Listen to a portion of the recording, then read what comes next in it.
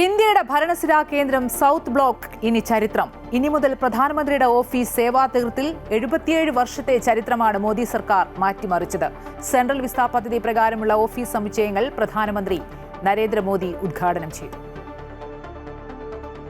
Central Vista പദ്ധതിയുടെ ഭാഗമായാണ് അത്യാധുനിക സൗകര്യങ്ങളോടെ പുതിയ ഓഫീസ് സമുച്ചയം നിർമ്മിച്ചിരിക്കുന്നത്. സെൻട്രൽ വിസ്ത എന്നാൽ സേവനത്തിന്റെ പുണ്യസ്ഥലം എന്നർത്ഥം.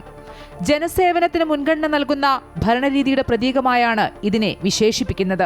ക്യാബിനറ്റ് സെക്രട്ടേറിയറ്റും നാഷണൽ സെക്യൂരിറ്റി കൗൺസിൽ സെക്രട്ടേറിയറ്റും ദേശീയ സുരക്ഷാ ഉപദേഷ്ടാവിന്റെ ഓഫീസും ഇനി മുതൽ പുതിയ മേൽവിലാസത്തിൽ അറിയപ്പെടും.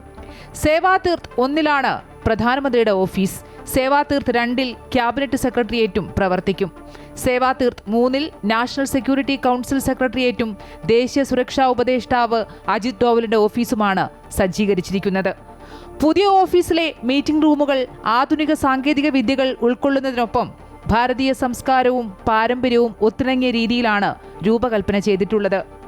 ക്യാബിനറ്റ് യോഗങ്ങൾക്കായി പ്രത്യേക മുറിയും ഉദ്യോഗസ്ഥരുടെ പ്രവർത്തനങ്ങൾ ഏകോപിപ്പിക്കുന്നതിനായി ഓപ്പൺ ഫ്ലോർ മോഡൽ രീതിയിലുള്ള ഓഫീസ് സംവിധാനവും ഒരുക്കിയിട്ടുണ്ട്. ആധുനിക സൗകര്യങ്ങളോടൊപ്പം വിദേശ പ്രതിനിധികളുമായുള്ള ചർച്ചകൾക്കായി ഇന്ത്യ ഹൗസ് എന്ന പ്രത്യേക സംവിധാനവും ഇവിടെ ഒരുക്കിയിട്ടുണ്ട്. ഇതോടെ കൊളോണിയൽ കാലഘട്ടത്തിന്റെ പ്രതീകമായ സൗത്ത് ബ്ലോക്ക് ചരിത്ര മ്യൂസിയമായി മാറ്റാനാണ് സർക്കാർ തീരുമാനം. കേന്ദ്ര ഭരണ മേഖലയെ പുനർവികസിപ്പിക്കുക എന്ന ലക്ഷ്യത്തോടെ 2019 നരേന്ദ്രമോദി സർക്കാർ പ്രഖ്യാപിച്ച പദ്ധതിയുടെ 4ാം ഘട്ടമാണിത്.